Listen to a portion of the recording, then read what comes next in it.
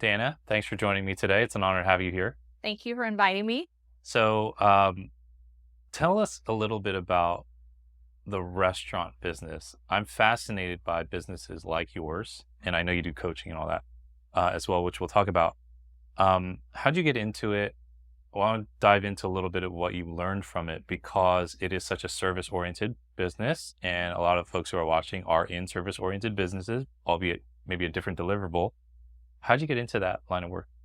So I just started out as a teenager in the restaurant business. And as I was trying to figure out different things that I wanted to do, I would try different things, but I figured out really quickly I was good at it. And so I would make a lot of money, and I was pursuing nursing at the same time. Okay. And so I worked in an emergency room, and people would come in and we would serve them just like in a restaurant, and they would be gone. And I figured out that's why I liked the part about working in, I didn't like being a nurse, but I liked being in the ER. That's where I was positioned. So it's a lot like the restaurant business. So the more I did it, I just made more money at that point, and I didn't have a lot of money. And I was good at it. So I stuck with it. So when you say you were good at it, meaning like taking care of people, like creating a good Right. experience, like what does that look like for you in your mind? So it was very much connecting with the Okay. people. Like I connected with the people that I worked with, and I connected with the customers. And then I would develop regulars and just building relationships. I was always about the relationship. And that's what I really enjoy about the restaurant business. And also, like, you can have a bad day, but you get to have another opportunity tomorrow because those people don't stay. Yeah. They're in, they're out. And that's what's another thing that I really enjoy about the restaurant business. It's interesting. So when someone comes in for like the first time, whether it was at the ER, hopefully don't keep coming back to Right. the ER, right? Yeah. But in the restaurant, you want them to keep coming back. When someone new comes in, what goes through your mind? Like if you break that down, because I think there are a lot of parallels to the coaching industry, which we'll kind of get into. Someone new comes in, they come through the doors, albeit the virtual or physical. What goes through your mind? Like, what have you trained your team and your staff to do, or what did you start out doing all those years? I think the thing that really resonates with me is like, this is my business, but this is their life. And they're there for a purpose. So in them, this like totally correlates with the ER. They want to be taken care of. So if you meet those needs that they have, those pressing needs, then you can open up a conversation. But don't try to open the conversation until those needs are met. And so it's just like greeting them and making them a priority and get them what they need and serve them. And then once you really meet those basic needs, then everything else is smooth sailing. But if you don't meet the basic needs, then you're going to have a hard time. When you train your team, like your staff at the restaurant, for example, this is what we do when someone new walks in the door.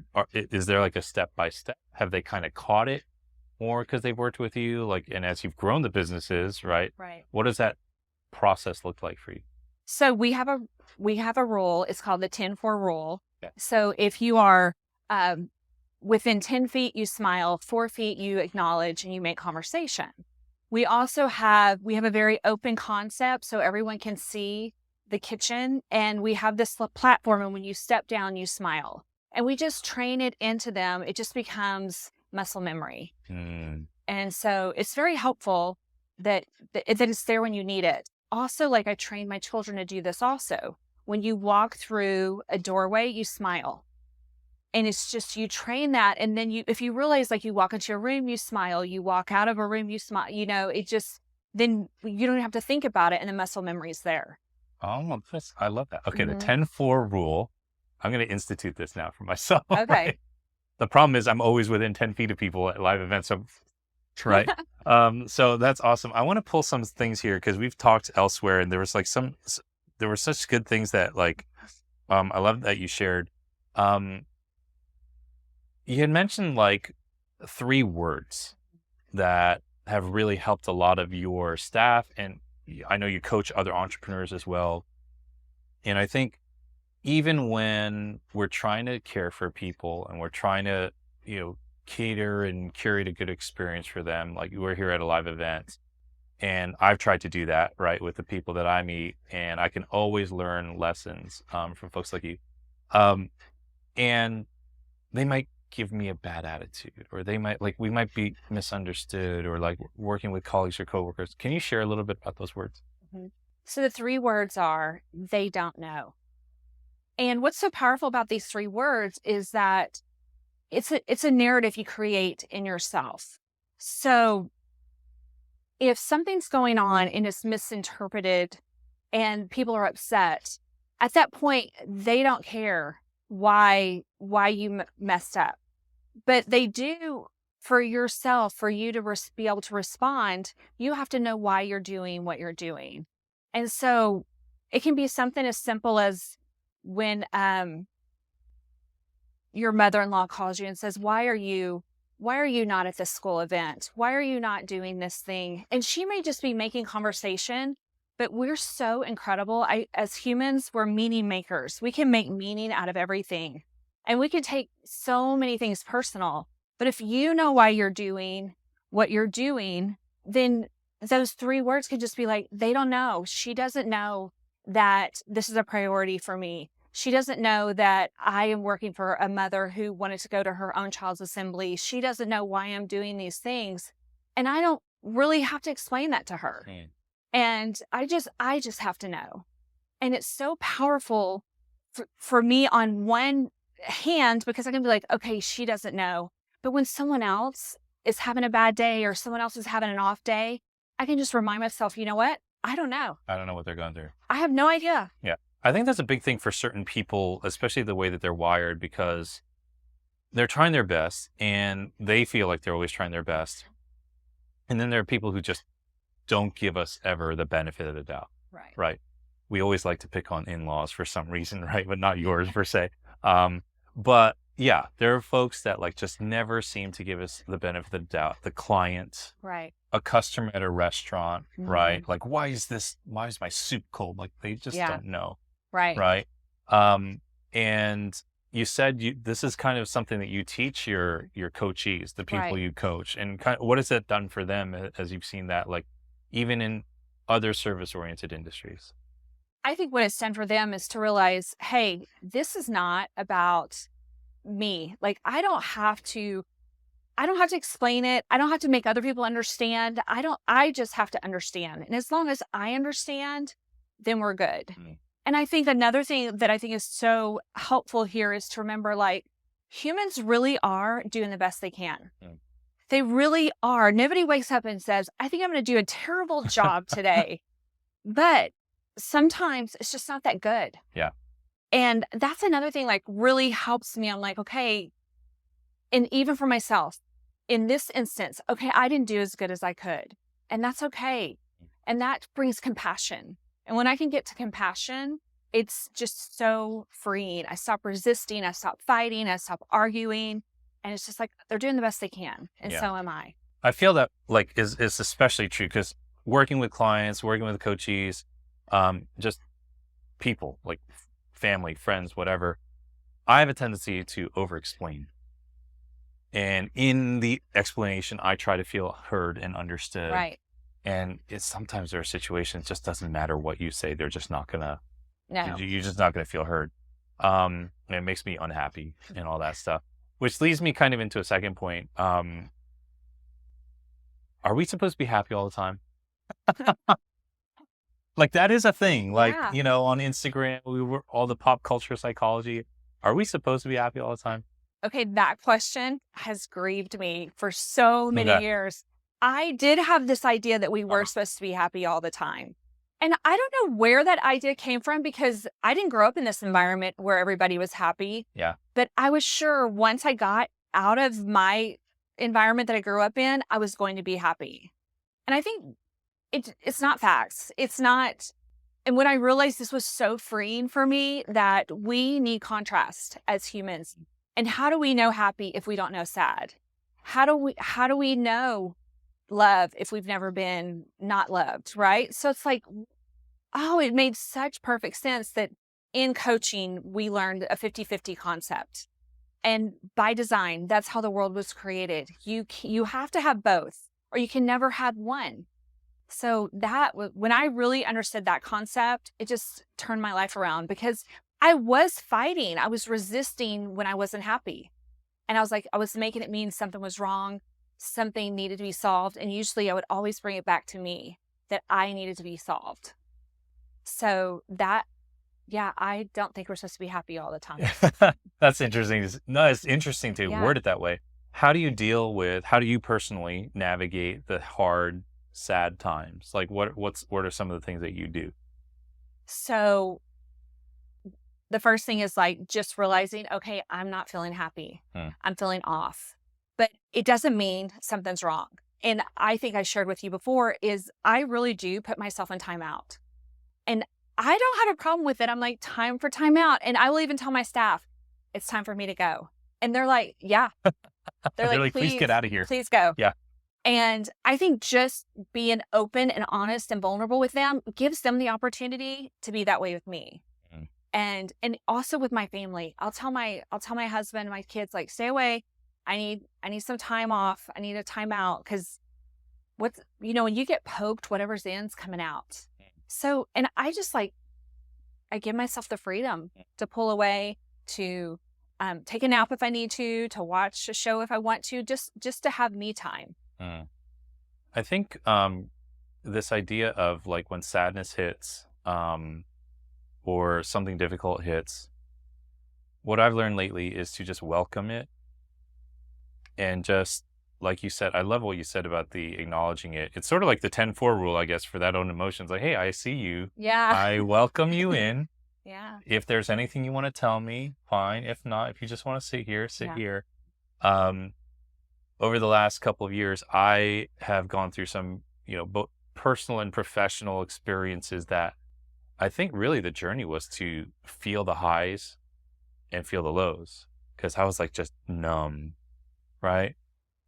And I've had these amazing highs and then these like lower lows. And then I was like what you said, I thought, I've just got to either meditate it away or pray it away or zen it away or drink it away or whatever you do to try to avoid it. Yes. And actually the thing that was like some of the nights that were the hardest, I think fast tracked growth through those seasons. Like, especially like on a Friday night when I could normally have gone out and just numbed everything. I just sit in my apartment and like journal. I'm like, I am a loser. It is Friday. Like, why am I not going out? Right. Yeah. And then I'm just like, no. And I feel like the universe, God, just gave me like extra credit for that one night. It's like, oh, you chose to sit in it on the nights where you normally numb it. And this is good. And actually that's made me so much more whole. I love that. Talk to me about a power of a thought. Okay. I love where you go with this, the power of a thought. Okay. I'm going to talk to you about that, but I want to tell you, I want to add on to what you just said. Okay. I had hired a business coach and I was like, hey, I want you to come in. I want you to evaluate what's going on and just make us better and into the restaurants. And so the very first thing she said was put QR codes on all your tables of all your restaurants and give people the opportunity to give you feedback. And as soon as she said that, I didn't say anything to her, but I know I was like, no. And I heard like in my head, no way, I'm not doing that. Yeah. And I got off the call with her and I was like, that was the worst waste of money I've ever spent. I'm never doing any of that. And I just started to like reflect and think about it. And I was like, why not? Why are you not going to do that? And I was like, oh, I don't want to get a 1-star review. That was like my biggest fear. Yeah, totally. And I was like, I'm not going to make it easier Pandora's box for people. And so just through contemplating and thinking about it, I was like, okay, I'm going to do it.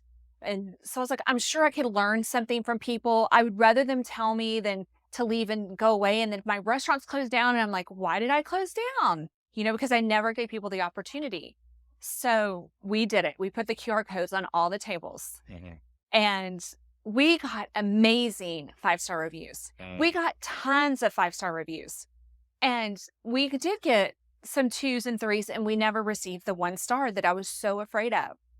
But the biggest learning lesson out of this was that I blocked some of those negative reviews, but I also blocked some amazing reviews. And then I didn't just block them for myself. I blocked them for your team. My team. Yeah. They would not have ever known. No. And you know who did not like this idea either when I presented it to them? Who's that? The team. They were like, Yeah, no. we don't want to get critiqued. Yeah. They're like, you're trying to micromanage. You're trying to, they didn't like it at all. But now we use it every day as a training tool. So it's like, so then I went back to my coaching clients and I was like, hey, I want you to go talk to your husbands. I want you to go talk to your spouses, your friends, your kids, and ask for Feedback. A review. And they were all like, no, nobody likes it. Have you heard of critics math?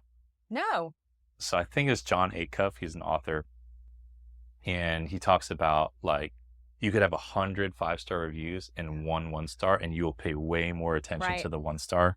And it's like the inner critic, and the math just does not add up. Yeah. But it's critics math. Okay. Even when you get it, it's like, okay, it's sort of like a negative thought, or like, I'm not happy. Let me sit with this. Yeah. And grow from it. Yes. It also helps. I mean, me being in the internet marketing world, like I just realized people who leave nasty comments on like social media or ads, like they're usually not happy to begin with. Like you said, something pokes them and whatever's in comes out. And sometimes you're just trying to do something good and it pokes somebody and whatever's inside comes out. That does lead into a power of a thought. You get maybe a bad review or something like that, or you just get cranky about something. What does that look like for you? Like when you're guarding your mindset, which as entrepreneurs, you know, it's like up and down our emotions, power of thought.